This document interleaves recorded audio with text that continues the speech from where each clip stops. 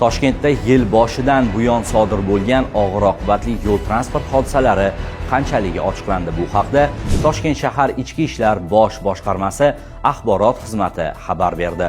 Ma'lum qilinishicha, Mirzo Ulug'bek tumanida Nexia 3 haydovchisi taxminan 130-135 km/soat tezlikda harakatlanib, svetoforning taqiqlovchi qizil chirog'ida chorrahaga kirgan va piyodani urib yuborgan.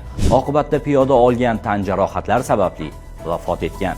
Yana bir holatda Nurafshon va Sebzor ko'chalari kesishgan chorrahada yuz bergan.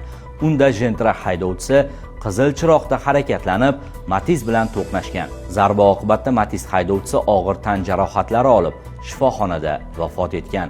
Sanasak, bunday ayanchli yo'l transport hodisalari soni odamni qo'rquvga ham solib qo'yadi.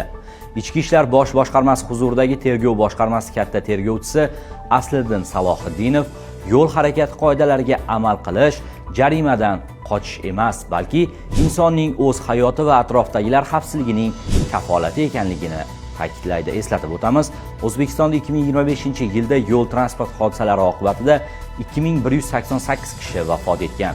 Bu ko'rsatkich 2024-yilga nisbatan biroz kamaygan. Unda 2199 kishi vafot etgandi.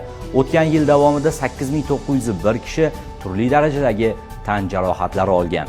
Bu 2024-yilga nisbatan 30 taga kam deyiladi. Anhor uzda qoling va bizni ijtimoiy tarmoqlarda kuzatishda davom eting.